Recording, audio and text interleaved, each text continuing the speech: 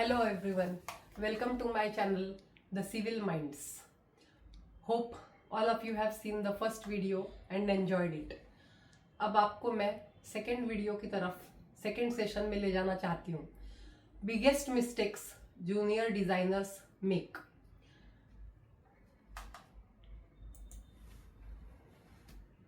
Now before we proceed with mistakes, अपने को ये समझना बहुत इम्पॉर्टेंट है कि what do you mean by design. So basically यहाँ जो डिज़ाइन के बारे में हम बात करने वाले हैं, it is related to civil and design. So directly are we going to design? So no, the first step is drawing. So drawing हम डायरेक्ट बनाते हैं क्या? नहीं. First step is planning. तो प्लान हम इमिडिएटली करते हैं क्या? No. So first thing is we go to the site. Site पे हम डायरेक्ट जाते हैं क्या? तो first step is no. Site से पहले भी क्या होता है? First of all we should have a thought that such and such building is to be constructed. उसके बाद ये जो मैंने आपको बोला वो स्टेप सारी यहाँ आती है. तो what I want to emphasize here is that first of all we must understand the design pitfalls. Junior designers जो होते हैं, when they enter into the design office, so they give most importance or more importance to the external appearance. कोई बात नहीं, दुनिया ही ऐसी है, दिखावे पे ही जाती है. तो therefore whatever is the external facade, it definitely makes a impression. लेकिन वो खाली एक impression लेगा, it will be eye catching for just 2 minutes. But when you enter inside, और enter करने के बाद आपको क्या चाहिए? आपका फंक्शन क्या है वो बिल्डिंग का, आपका फंक्शन क्या है वो स्ट्रक्चर का, आपके घर में लोग कितने हैं, whether you are having the enough spaces. So here I remind you of the principles of planning. तो हमारे प्रिंसिपल्स ऑफ प्लानिंग जो है वो क्या बताते हैं हमको कि there should be aspect, there should be prospect, privacy, roominess and grouping. So all these things are there that we should give importance while making a design. So यहाँ क्या होता है कि we have to understand that what things we are skipping. तो हम generally research जो है वो स्किप कर देते हैं, विजुअल हायरार्की जो है उसको भी हम इग्नोर करते हैं, और फीडबैक जो है कस्टमर का वो भी हम इग्नोर करते हैं. अभी क्या होगा कि if this is the design for a particular bungalow, so in that case the customer is defined. लेकिन अगर ये कोई बड़ा प्रोजेक्ट है तो यहाँ कस्टमर डिफाइन नहीं है, but the group of customer जिनके लिए हम बना रहे हैं, suppose they are HIG, high income group people. So high income group people की क्या बेसिक नेसेसिटीज होती है ये तो हमें मालूम है ना, तो हमको उसके ऊपर ज्यादा जो है वो फोकस करना है. Now next thing is that there should always be the balance between the beauty and usability. मैंने आपको अभी बताया कि जो दिखता है वो बिकता है. So therefore of course more focus is always paid to beauty. But मैंने क्या बोला कि वो एक्सटर्नल अपीयरेंस सिर्फ एक्सटर्नल ही रहेगा, और जैसे आप अंदर घुसेंगे तो वहां आपको यूजेबिलिटी, उसका फंक्शन क्या है, it will play the major role. So इसीलिए whether you are designing an educational building, whether you are designing an office, whether you are designing a mall, whether you are designing a theater, whether you are designing a building for low income group, medium income group, high income group, तो ये सारी जो चीजें हैं इसको हमको पहले समझना होगा. तो डिजाइनर का रोल क्या है कि पहले ही हैज टू पे मोर अटेंशन टू अंडरस्टैंडिंग. और कोई भी चीज है जब तक आप उस रोल में 100% एंटर नहीं करते, you can not give your 100%. So we have to understand all these things and then we have to maintain the balance between beauty and usability. Then importance of research in design. अभी क्या होता है कि ऐसा जरूरी नहीं है कि अगर हमने किसी बिल्डिंग को देखा और उसकी तरह हमने बनाया तो it is like imitating or copying. Always we have to give something new. ऐसा नहीं होगा, बिकॉज अभी जैसे मैंने आपको बताया कि आपका बिल्डिंग का पर्पस क्या है. तो जैसे अभी suppose that it is a business complex, तो हमें मालूम है कि बिजनेस कॉम्प्लेक्स अगर है तो वहां क्या क्या होगा, वहां एक क्लिनिक हो सकता है, वहां एक आपका फंक्शनल होटल्स हो सकता है, रेस्टोरेंट हो सकता है, या फिर वहां किसी लॉ पर्सन जो है उसका ऑफिस हो सकता है, किसी अकाउंटेंट का ऑफिस हो सकता है, तो ऐसे बहुत कुछ होगा। तो अभी आपको लगेगा यहाँ सारे ऑफिसेस है तो यहाँ होटल क्यों आएगा, तो डेफिनेटली होटल मतलब there will be a food outlet, क्योंकि जो भी लोग वहां आएंगे तो ऐसा जरूरी तो नहीं है ना कि जब आपको अपॉइंटमेंट मिला है उसी टाइम पे आपको वहां एंट्री मिल जाएगी। So definitely people want something to chow meow, so therefore there should be a small food outlet. वहां जाके वो कुछ अपना तब तक अम्यूजमेंट कर सकते हैं, टाइम पास हो सकता है। तो ये सारे जो है ये सारे बिजनेस मॉल में, बिजनेस कॉम्प्लेक्स जो होगा वहां सेम होगा, वहां कुछ चेंज नहीं होगा। तो अभी यहाँ आपको डिफरेंस जो है वो कैसे बनाना होगा, तो बिजनेस कॉम्प्लेक्स में आपको इंपॉर्टेंस ऐसे देना है कि सपोज वहां क्लिनिक्स है, तो क्लिनिक्स जो है वो मोस्टली प्रेफरेबल कहाँ है, आइदर ग्राउंड फ्लोर और फर्स्ट फ्लोर, क्योंकि जो इल पीपल है, सिक पीपल है, वहां अगर फिर लिफ्ट भी हुई तो फिर भी हमें क्या उधर कंसीडर करना है कि ऐसा हो सकता है कि कभी वो लिफ्ट ऑपरेट ना करे, तो इन that case also they should be comfortable. तो इस लेवल पे जाके आपको रिसर्च करना है। खाली एक अच्छा सा कॉम्प्लेक्स बना दिया, वो लोगों ने देख लिया and people will turn up there and your all the पूरा जो आपका बिल्डिंग है वो सेल आउट हो जाएगा। वो सेल आउट भी हो जाएगा तो आगे जाके लोगों को ये जो चीजें हैं ये समझ आएगी। तो इसीलिए at the same time you pay attention to the function of the building। और ऐसा कोई बिल्डिंग अगर आपको पसंद आया तो आप उस तरह का डिजाइनिंग कर सकते हैं। It is not nothing harm in copying someone, nothing harm in imitating someone when you are copying it with good intention. Next, importance of visual hierarchy and spacing.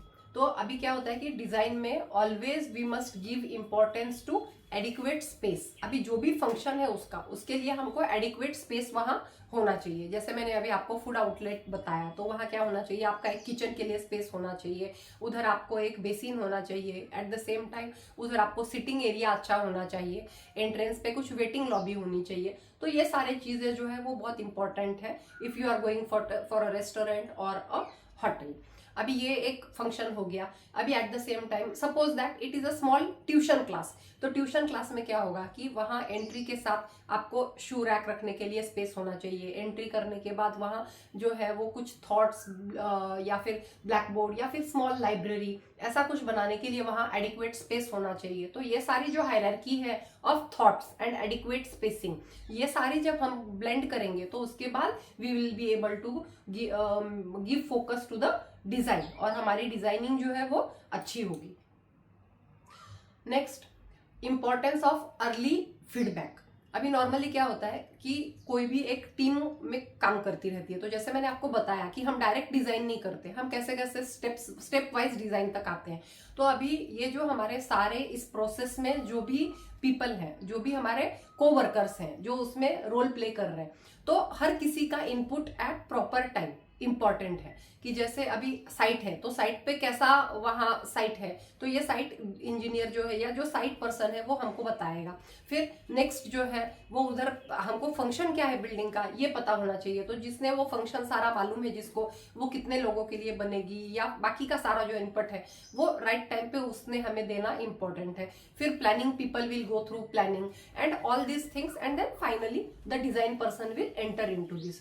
So importance of early feedback is very much important. और feedback जो है वो हर stage पे हमें लेना चाहिए। जब हमने डिजाइनिंग भी किया तो एट द सेम टाइम हम अपना डिजाइन इंडिविजुअली कर रहे हैं, जो प्लानिंग वाला है वो कुछ अलग कर रहा है, जो साइट पर्सन है उसके दिमाग में कुछ अलग चल रहा है, तो ऐसा नहीं होना चाहिए। All the brains should come together and they should work as a mastermind, then only you will be able to innovate a master piece.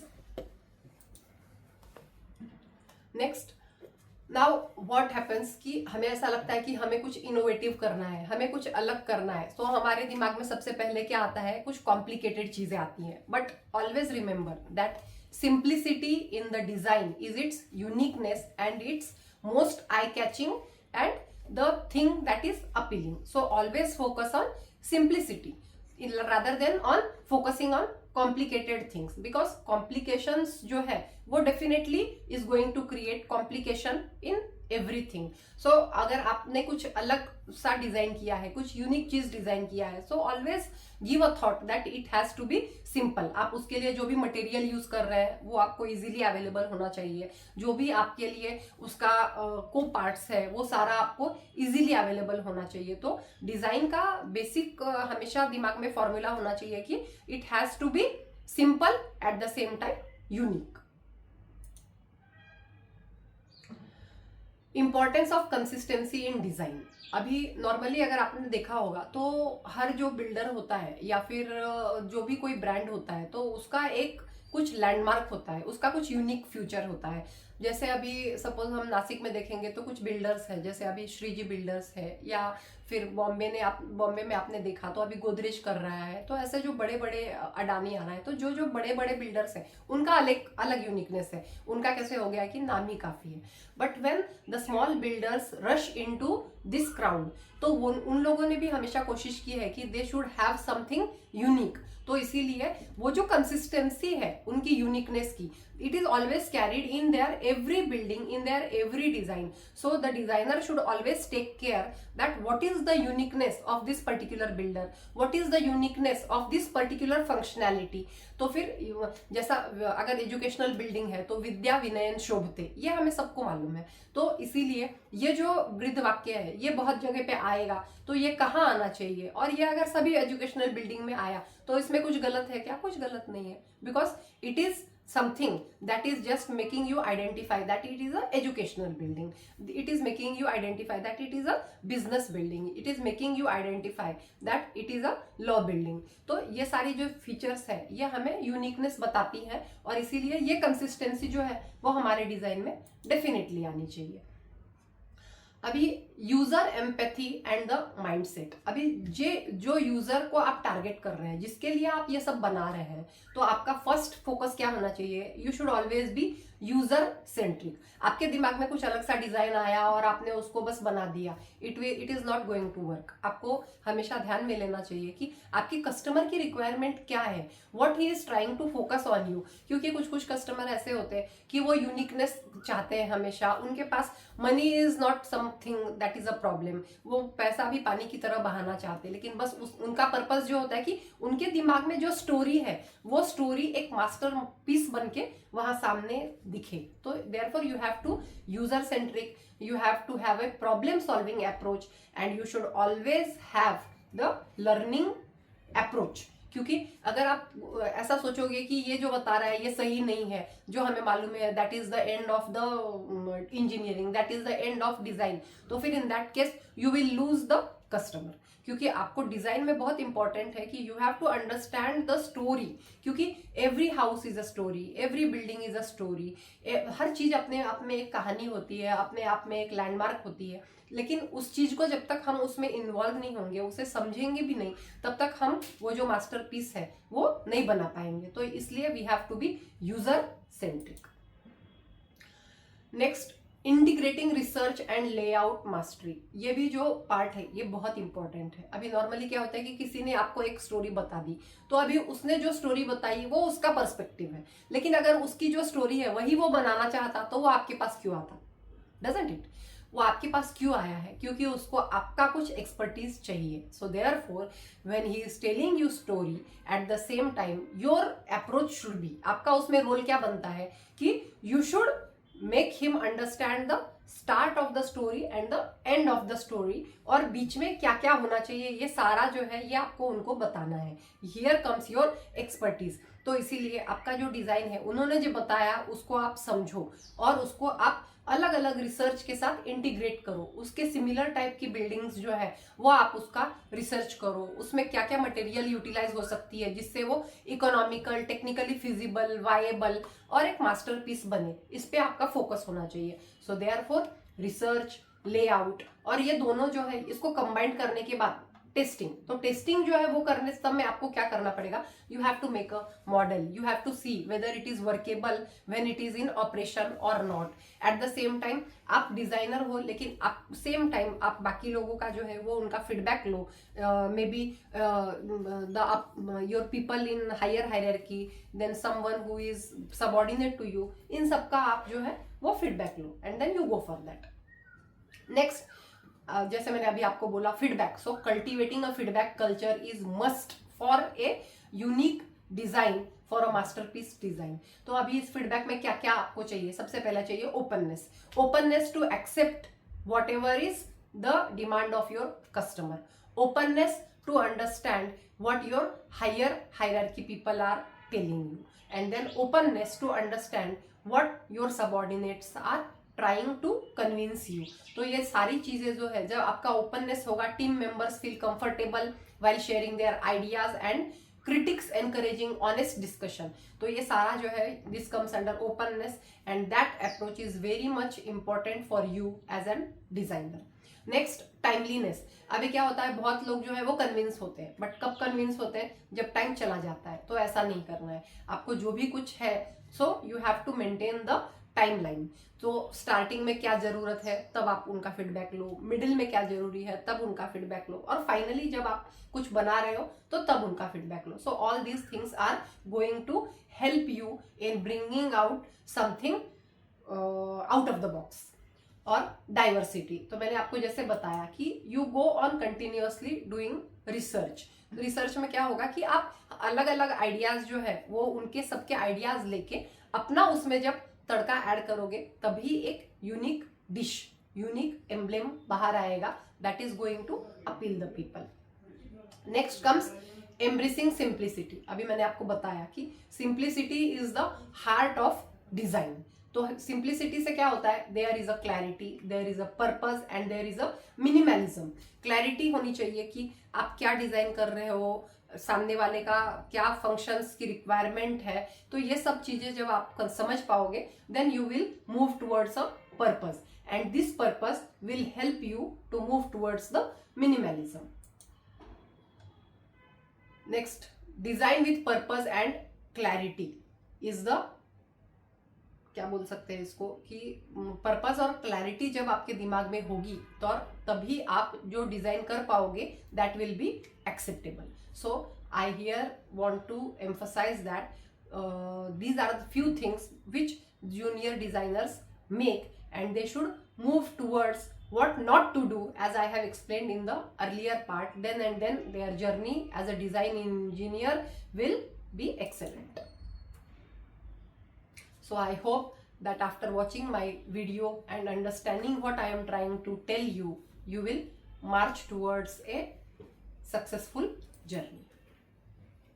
So don't forget to subscribe to my channel, The Civil Minds, where I will focus on such unique discussions. And initially for 2-3 episodes, I will be giving the overall purview. But from next episodes, I will be focusing on the technicalities. Like I am thinking of bringing out a unique subject, the energy dissipating arrangement. So इसके बारे में हम detail में discussion करेंगे in our next coming videos. Up till then, have a nice time.